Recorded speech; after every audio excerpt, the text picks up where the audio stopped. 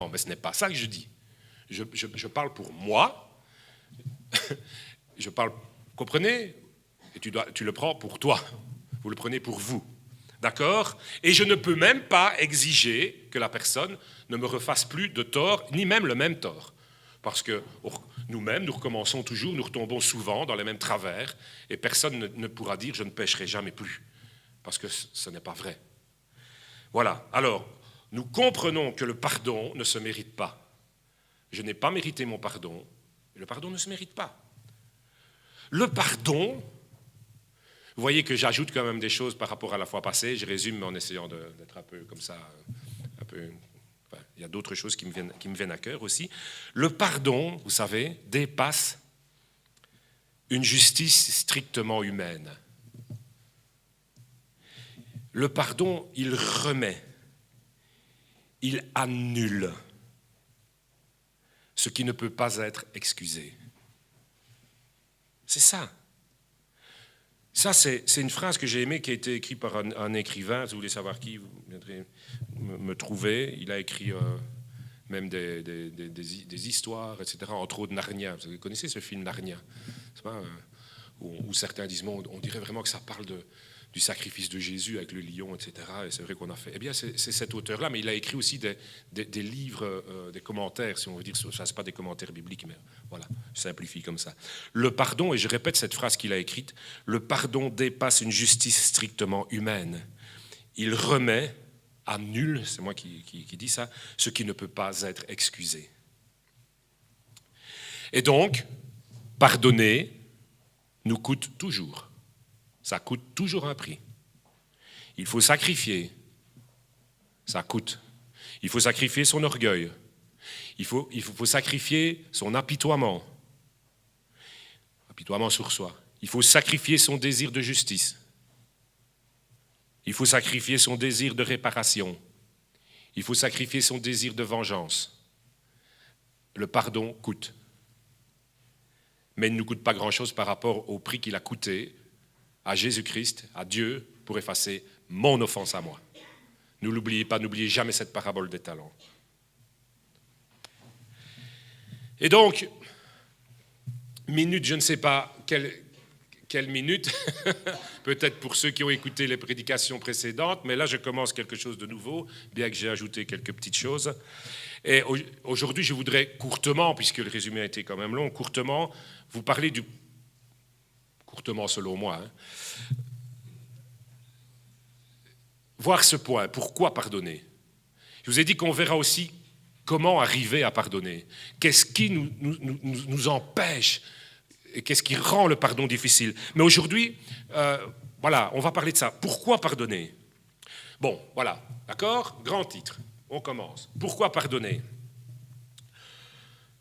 Faut-il répéter ce que je viens déjà de dire? Non, je ne vais pas le répéter. Mais à cette question, bon, je n'ai pas fait de PowerPoint, mais j'aurais, vous l'imaginez alors, n'est-ce pas? Vous avez la question « Pourquoi pardonner ?» Vous avez la réponse en dessous, afin, nous-mêmes, d'obtenir le pardon. On l'a vu, d'accord? Et je ne vais pas aller plus loin avec ça. Deuxième réponse, pourquoi pardonner? Parce que le refus de pardonner détruit notre communion avec Dieu. Le refus, est-ce qu'il faut le répéter? On devrait le savoir. Le refus de pardonner détruit ma relation et ma communion avec Dieu. Le manque de pardon est un obstacle à nos prières. On sait tellement ça. On devrait tellement le savoir. Mais il faut le répéter. Le manque de pardon est un obstacle aux bénédictions de Dieu pour ma vie.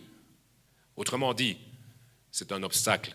Le manque de pardon, le non-pardon est un obstacle pour les bénédictions, pour les réponses aux prières pour ma famille. Donc je deviens un obstacle pour la bénédiction de ma famille. Je deviens un obstacle pour la bénédiction de mon Église, pour la communion fraternelle, vous comprenez? C'est pour ça que c'est très important. Le manque de pardon dans l'Église est dramatique. Alors que le pardon, par contre, nous garde dans l'intimité avec Dieu. Si nous voulons être dans l'intimité et vivre cette intimité avec Dieu, nous devons vivre le pardon les uns avec les autres. Nous devons le vivre.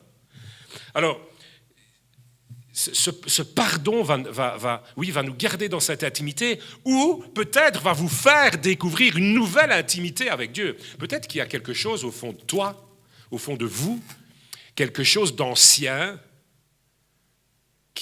quelque chose de, oui, peut-être d'ancien, quelque chose qui n'est pas pardonné, qui n'est pas confessé, qui n'est pas... Je ne voudrais pas exagérer, mais voilà. Et parfois, le Seigneur fait ressortir des choses comme ça à la surface, pas pour nous faire du mal, je vous le dis. Des fois, on dit, mais pourquoi ça revient encore ? Parce que Dieu veut te restaurer. Le Seigneur veut que tu accordes un pardon complet, qui abandonne le désir de vengeance, le désir de justice, et qui bénit l'ennemi, et qui souhaite le meilleur pour son ennemi. Et c'est ce travail-là que Dieu veut faire, afin que son fleuve, sa bénédiction coule en vous et dans l'Église. C'est pas pour rien que Dieu parfois fait revenir des choses à la surface qui semblent douloureuses. Ce n'est pas pour nous faire souffrir, c'est pour nous restaurer. Amen. Et cette prédication, elle n'est pas pour accuser, pour dire « Oh là là, vous ne serez pas pardonné parce que vous ne pardonnez pas ». Non, cette prédication, elle est là pour vous dire, mais vous qui voulez être aux églises ici de Warren, ou peut-être des personnes qui vont regarder, parce que maintenant, vous savez, les vidéos vont être mises sur YouTube pour ceux qui n'ont pas. Enfin, ça restera certainement en comité restreint entre nous. Bon, voilà, mais en tout cas, voilà, vous qui voulez une église restaurée, et moi je le désire plus que tout, je dis au Seigneur, j'ai toujours voulu une église dans laquelle les gens puissent trouver la restauration. Mais vous la trouverez au travers du pardon. Alors, laissez parfois ressurgir des choses afin que vous abandonniez la colère, afin que vous puissiez être guéris de cet esprit de vengeance, pour que le fleuve de Dieu coule dans vos vies et que vous connaissiez cette intimité que vous n'avez peut-être jamais connue avec le Seigneur. Parce que c'est ce qu'il veut et c'est un obstacle. Amen. Le pardon peut libérer une onction de Dieu sur vos vies. Et inversement, le non-pardon peut bloquer une onction de Dieu. Ça peut être un obstacle. Parfois, il y a une soif, il y a quelque chose qui empêche. Alors, ne partez pas avec des accusations. S'il y a quelque chose, le Seigneur va vous le montrer. Si vous lui demandez, il va vous le montrer, d'accord ? Parce que l'ennemi, il utilise toujours, il va dire, c'est sûrement ça. Non. S'il y a quelque chose, demande à Dieu qu'il te le montre, il te le montrera. Et s'il te le montre, accepte-le, et travaille là-dessus peut-être. Et peut-être, tu peux le confesser à quelqu'un, en parler à quelqu'un. Il y a des anciens, il y a moi peut-être éventuellement, si on peut vous aider. Voilà. Mais il faut pardonner. Alors, le pardon,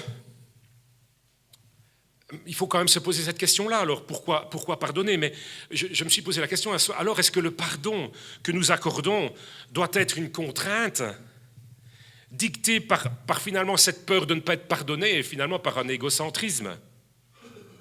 Parce que c'est ça, alors là, il y a un peu de ça. On dit, oulala, il faut que je pardonne, sinon je ne serai pas pardonné. Bon, tant mieux, si la crainte nous pousse finalement à quelque chose de bon. Mais bon, quand même, il y a un aspect dérangeant, enfin en tout cas moi qui me dérange là-dedans. Et je vais vous dire ceci, la première chose, bon, je viens déjà un peu de vous le dire, mais je vais vous le redire autrement. La première chose à connaître et à expérimenter pour que le fleuve de Dieu coule dans nos vies, c'est le pardon. D'accord ? Avec Dieu, tout commence par le pardon. La conversion commence par une confession. Il n'y a pas de conversion, il n'y a pas de nouvelle vie, de nouvelle naissance. Je suis né de nouveau. Il n'y a pas de nouvelle naissance s'il n'y a pas conviction de péché. Voilà ce que je cherchais. Le Seigneur nous convainc de péché. Et nous tombons à genoux devant sa face, disant, Seigneur, j'ai besoin de ton pardon. Et puis il dit, mais je te pardonne parce que j'ai payé le prix. Donc, tout commence par le pardon. Ensuite vient la conversion, c'est-à-dire le changement d'attitude. Donc, confessez vos péchés, repentez-vous et changez de vie. C'est ça, non, la conversion. Repentez-vous et changez de vie. Changer de vie, c'est convertissez-vous. Eh bien, cette conversion qui est un changement d'attitude, c'est ça que ça veut dire une conversion, un demi-tour, un changement de vie, eh bien, ce changement d'attitude devrait se manifester premièrement en donnant gratuitement ce que nous avons reçu. Non? Je suis tombé à genoux. Seigneur, tu m'as pardonné, j'ai fait ça, je t'ai méprisé, Celui à qui on pardonne beaucoup aime beaucoup, on le lira. Et donc, c'est la première chose qui change. Dès que j'ai réalisé le pardon de l'offense que j'ai reçu, eh bien, cette conversion, je suis converti. Et je change d'attitude et je pardonne gratuitement. Je donne gratuitement ce que j'ai reçu. Vous avez reçu gratuitement, donné gratuitement. Bon, vous allez dire que c'est un peu hors contexte, mais je ne crois pas. N'est-ce pas pour ça aussi que le fleuve, n'est-ce pas là aussi, oui, quand on parle du fleuve de Dieu, parce qu'on a souvent parlé de ça, n'est-ce pas aussi là, le fleuve de Dieu que nous devons lâcher sans retenue? C'est ça aussi, parce qu'on dit fleuve de Dieu. C'est le fleuve du pardon. Et donc, je réponds à cette question par une troisième réponse. Pourquoi pardonner? Alors dommage, on ne sait pas l'afficher, mais parce que je n'ai pas fait ce travail-là. Pourquoi pardonner? Pour que le fleuve de Dieu coule dans nos vies. Pour que le fleuve de Dieu coule dans notre Église. Pour que la puissance du Saint-Esprit soit déversée dans nos cœurs et dans l'Église. Je pardonne. Soyez bons les uns envers les autres, dit Paul aux Éphésiens, chapitre 4, verset 32, Maïté. Soyez bons. Tu as compris, Éphésiens 4, 32. Soyez bons les uns envers les autres, compatissants,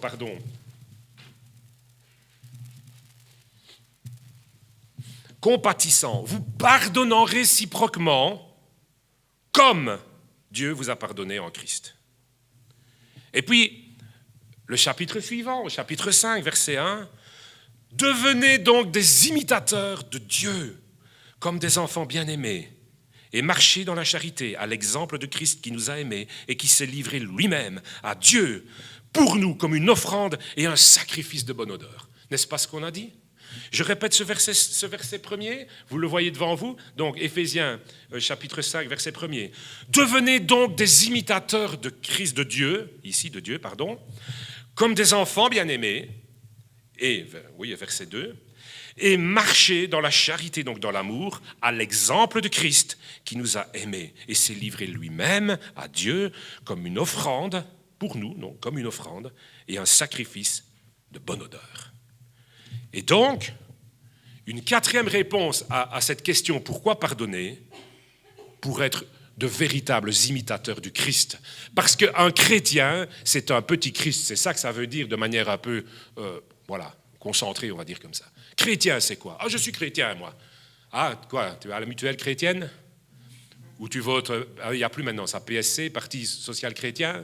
C'est pas ça être chrétien, quoi. Tu as une carte de l'église catholique protestante ou je ne sais pas quoi. Il y a un papier qui a été signé, peut-être tu as été baptisé bébé ou quoi, mais ça ne vaut rien. Pardonnez-moi, mais je suis désolé, ça ne vaut rien. Lisez la Bible, vous verrez que ça ne vaut rien. Un chrétien est un imitateur de Christ. Vous savez que les premiers chrétiens, quand ils ont été appelés chrétiens, c'était un sobriquet, on se moquait un peu d'eux, on disait c'est des petits Christ. Eh bien, tant mieux. Qu'on dise bien de moi que je suis chrétien, qu'on dise bien de toi que tu es chrétien, un petit Christ. Et donc, il nous faut pardonner pour être des véritables imitateurs du Christ, comme lui l'a fait. Pardonner, c'est devenir conforme à ce que nous sommes en Christ. N'est-ce pas? C'est être réellement l'homme nouveau ou la femme nouvelle, on dit le vieil homme. N'est-ce pas? On dit naître de nouveau. Tu es né de nouveau, eh bien tu deviens conforme. Et tu entres véritablement dans ton identité en Christ. Ta nouvelle identité, c'est une identité de pardon. C'est une nouvelle vie, et ça, c'est la nouvelle vie normale. C'est la norme des cieux. Amen. Ensuite, et dernière réponse, pourquoi pardonner? Parce que, ça je l'ai dit déjà quand j'ai parlé de l'amertume, mais il me semble important de le rappeler, parce que le manque de pardon, eh bien, évidemment on l'aura compris, mais parce que le manque de pardon infecte tout notre entourage. Et ça, c'est triste, vous devez le savoir. C'est pas pour rien que je le répète. On en parle dans Hébreux 12, chapitre 12, le verset 15, mais on va pas le relire, qui parle de l'amertume, ne pas laisser bon, tu peux l'afficher, Maïté, si tu veux, comme ça, il a affiché, chapitre 12, verset 15. Vous savez, les racines d'amertume produisent des rejetons. Quelqu'un a dit ceci, je dis souvent quelqu'un, si vous voulez savoir qui, quand je n'ai pas le nom, vous citez les noms, parce que parfois je ne sais pas comment les prononcer, etc. Mais j'ai lu ça, en tout cas, ça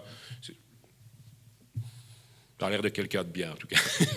Bon, mais j'ai pas le temps de tout vous raconter, quand j'ai des sources, bon, je ne vais pas commencer, voilà. Mais je tiens à préciser que quelqu'un a dit ça, ça je ne vais pas me l'attribuer, enfin, bon. Et quelqu'un donc a dit ceci, au départ, les murs que vous dressez devant la personne qui vous a blessé vont vous assurer une certaine protection. C'est juste, hein? Mais, petit à petit, vous allez construire votre propre prison et vos tourments. Vous comprenez? Et donc, il faut abattre ces murs. Et je vous le dis, c'est pour ça que Dieu révèle parfois, faire remonter des choses à la surface pour qu'elles soient détruites.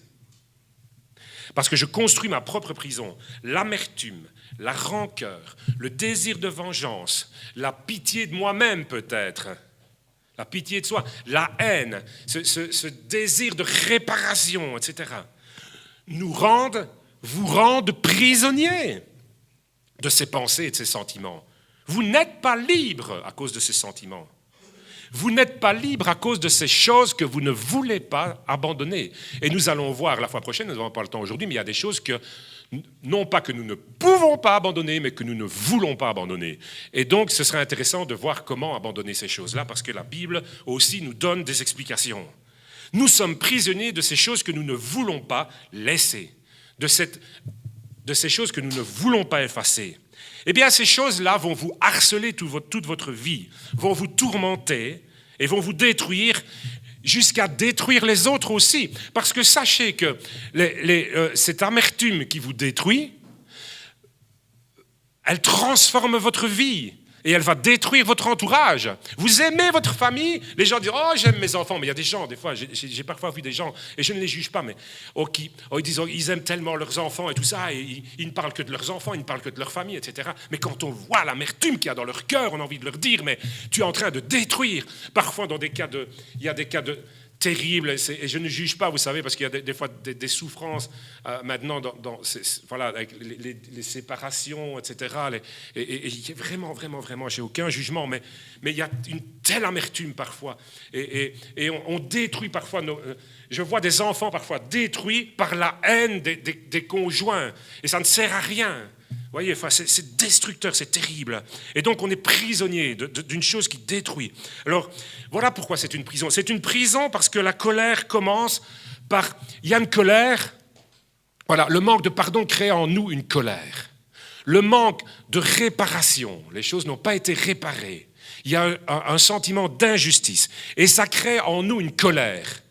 Alors ce n'est pas, vous voyez cette colère-là, ce n'est pas une colère juste, vous savez, vous croyez que c'est une colère juste, mais ah oui, Dieu aussi n'aime pas l'injustice, etc. Non. Quand ça crée une amertume, ça ne vient pas de Dieu. Quand ça crée un désir de vengeance et de réparation, ce n'est pas la colère de Dieu, ça. Vous voyez, sachez discerner en vous. Il ne faut pas raisonner pour discerner ces choses-là.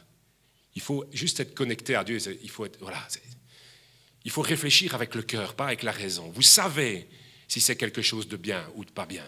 Et donc, cette amertume crée une prison parce qu'elle commence par contrôler des parties ou en partie votre vie.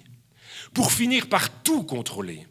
Vous allez dire, mais non, quand même pas. Si, parce qu'elle développe en vous un style de vie. Vous comprenez ? Le manque de pardon va créer une amertume, une colère qui va développer en vous un style de vie. Par exemple, on entend parfois parler de... Bon, c'est parce que c'est la chose qui me vient à l'esprit comme ça, de femmes qui n'aiment pas les hommes, par exemple, ou d'hommes qui n'aiment pas les femmes. C'est bizarre, quoi. C'est vraiment bizarre, hein, quand on y pense. Hein.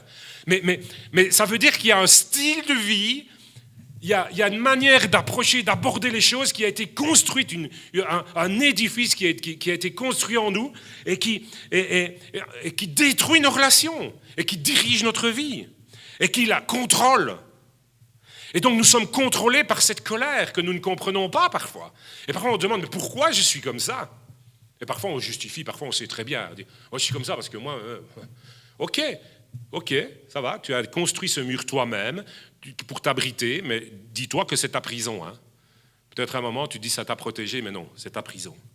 Parce que ça va contrôler ta vie, ça va contrôler toute ta vie. Et ça va détruire ton entourage, ça va détruire ta famille. Alors tu dis que tu aimes tes enfants, pardonne. Pardonne ceux qui t'ont fait du mal, pardonne, parce que tu vas détruire même tes propres enfants. Tu aimes ton église, pardonne, parce que tu vas détruire même ta propre église. Tu peux travailler, tu peux venir aux prières, tu peux t'engager, tu peux être fidèle, tu peux faire des tas de choses pour l'église. Mais si tu ne pardonnes pas, tu vas être un instrument de destruction. Parce que cette colère, cette amertume va diriger ta vie. N'est-ce pas? Alors parfois d'une façon inconsciente, c'est vrai. Mais aujourd'hui, elle doit être... Je prie que ces choses soient révélées en nous. Amen. Qu'elle soit révélée. Qu'elle soit révélée. Parfois inconsciente, mais aujourd'hui prend conscience. La personne qui n'a pas pardonné, parfois par inconscience, qui n'a pas coupé avec son passé, le reproduit dans sa vie de famille, le reproduit dans son couple, le reproduit parmi ses enfants et infeste. C'est ça qu'on a dit, hein, infecte toute la famille, les racines d'amertume qui infectent toute la famille. C'est le constat. Voilà. Et malheureusement, c'est parfois un constat trop tard. C'est trop tard. On constate qu'on a détruit parfois des gens constatent qu'ils ont détruit toute leur famille. Ils ont détruit leur entourage. Bon, mais il n'est pas jamais trop tard. Jamais trop tard pour confesser, jamais trop tard pour réparer, jamais trop tard pour être restauré. Dieu restaure. Ça, c'est le message. Ça, c'est le message d'encouragement aujourd'hui. Parce que toutes ces choses, elles sont dites parce que Dieu est un Dieu qui veut réparer, qui veut restaurer. Vous comprenez? Et donc, cette Église, nous la voulons, oui, une génération qui se lève, une génération qui danse pour le Seigneur, une génération qui a soif de Dieu. Mais pour que cette génération se lève, pour que cette génération soit remplie du Saint-Esprit, pour que l'onction de Dieu soit déversée sur cette Église, il faut que nous